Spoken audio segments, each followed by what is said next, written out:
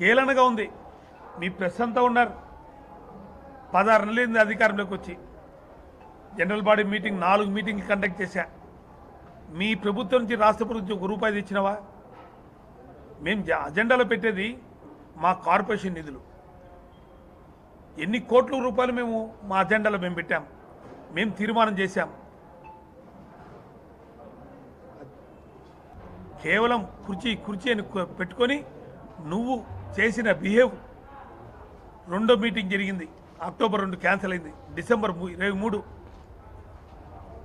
మేము general body meeting పెడితే ఏది కానీ తీర్మానం కూడా మీ అందరూ సాక్ష్యం. ఆమె చేసిన బిహేవింగ్ మీకు చూశారు. అజెండాను కూడా చించి మా సిసి విశ్వనాథ్ రెడ్డి చదువుతూ అంటే అజెండా పేపర్లు కూడా చించి రాద్ధాంతం చేసి యాగి చేసి ఆమెకు చేయలేదని కుర్చీ కోసం కొట్లాడింది తప్ప ఇంతవరకు అభివృద్ధి కోసం పాటుపడిన వ్యక్తి కాదని కూడా గ్రహించాల.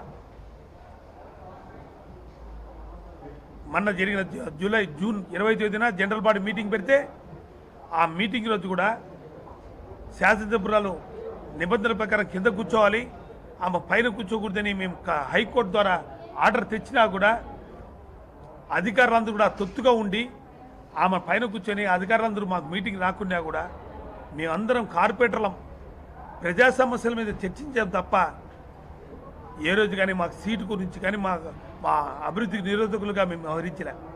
సొమ్మకూడదు, సోకోకూడదు. తండ్రి ఒక తండ్రికి ఒక బిడ్డ పుడితే ఆ బిడ్డను ముద్దు పెట్టుకున్నాడంట, నాకు పుట్టినాడని. అట్లుంది. ఈయన అభివృద్ధి చేస్తే మీరు ఆ బిడ్డను ఎత్తుకొని ముద్దు పెట్టుకొని మేము చేశామని అంటే అభివృద్ధి చేసేది ఒకరు, మేము చేసామని అభివృద్ధి చెప్పేది ఒకరు. బుద్ధి ఉండాలి. నిజంగా ఈ పదవి అనేది నాకు శాశ్వతం కాదు. ఎన్ని కుట్రలు పొందినా మీరే చూశారు. సంవత్సరం నుంచి కూడా నన్ను పదవి చిత్తుని చేయాలి. చేసిన తర్వాత నేను పైన స్టేజ్ పైన కూర్చోవాలని నువ్వు ఆశించినావు. నేనున్నంత వరకు నిన్ను ఆ సీట్లో కూర్చోబెట్టే ప్రసక్తే లేదు, ఆ కూర్చుంటే ప్రసక్తి లేదు.